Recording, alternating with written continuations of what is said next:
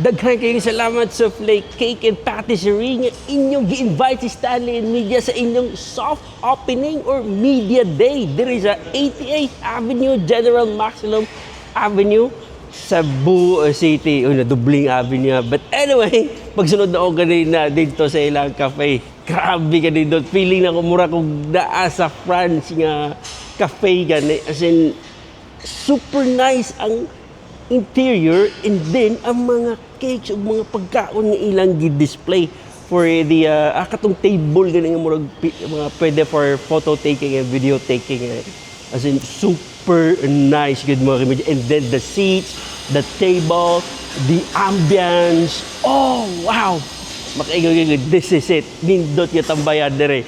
But anyway, so tomorrow there will be a grand opening sa Soft Flake Cake and Patisserie. I hope that I pronounced the word correctly.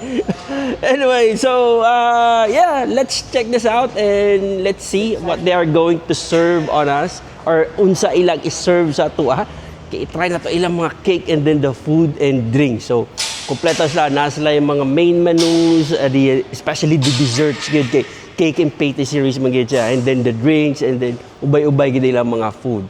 Ug naapod mga something delicacy siya, more nice something nakaputo siya nga mga, I'm not really sure, but we have to discover that one after we enter this cafe. So stay in this video and let's check this out. Anyway mga kimidya, ginahinay nila serve ang mga food sa ato. Una, ang gihatag nila is ang balivants.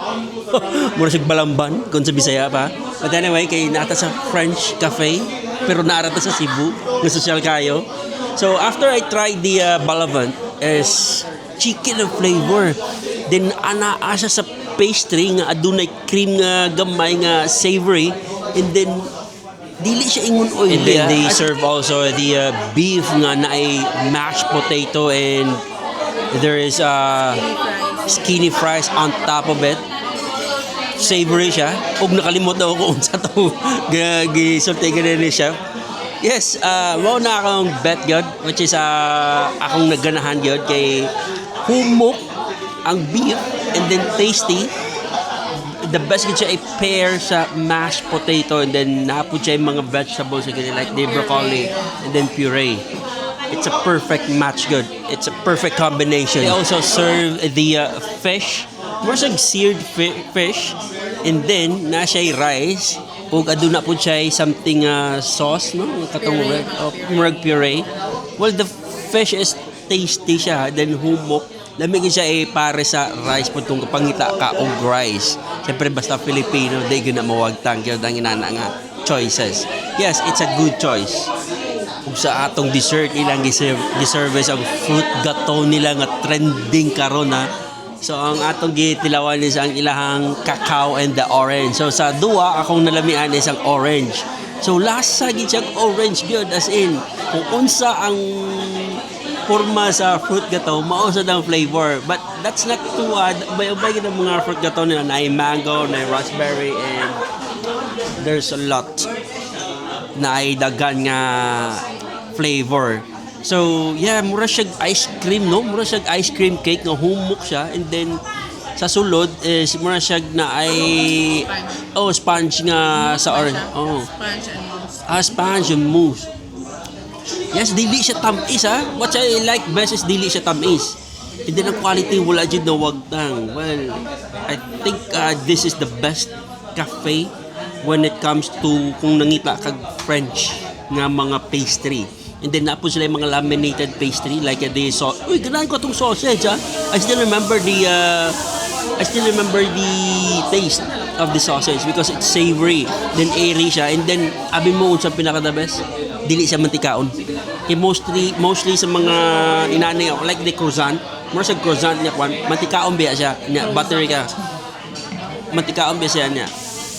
And then na-mention ganina ni chef, this is a 100% French butter, matod pa ni chef. And ang ilahang mga drinks, well, ubay-ubay gid ang kapilian. Well, the best gid na lami agad si Mrs. Yang na order nga Spanish latte. Yeah. So duang ilagay pa i-offer latte and then the Spanish latte. Cafe latte and then Spanish. So naganagid si Mrs. Gitilawan po na ako. But not aside from this, ubay-ubay lang mga drinks na ito'y katong color pink din pag-mix na to. Dala kay drinks, dili na takainom na sa ila. Di na kayo.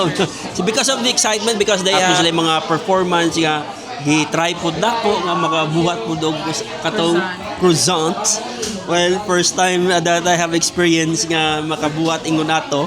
And napos sila yung mga paraffol. So ubay-ubay po lang nadaog. Katong nadaog sa grand prize, no? Lifetime na libre og cake hangtod nga naa ang souffle kaloyan hatag sa Ginoo. But napod sila gipang hatag pod nga mga boxes nga mga prize, mga raffle.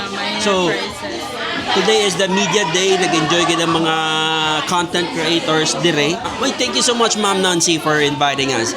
So tomorrow there will be amo na ila ang grand opening. And then thank you so much, Marvin Concha. Salamat kayo. Wala dyan ko mo kalimtigid. As in, I still remember that you invited me sa imong SMC side branch na gi-vlog na pa imong mga soft play cakes po dito. Well, that was really amazing. So that's it mga kamedya. Dili na kayo maon nila mga pagkaon. Ubay-ubay ginagkapilian sa mga pastry and mga pagkaon and drinks. So thank you so much for watching this video here at Stallion Media, and see you on our next vlogs. Bye-bye.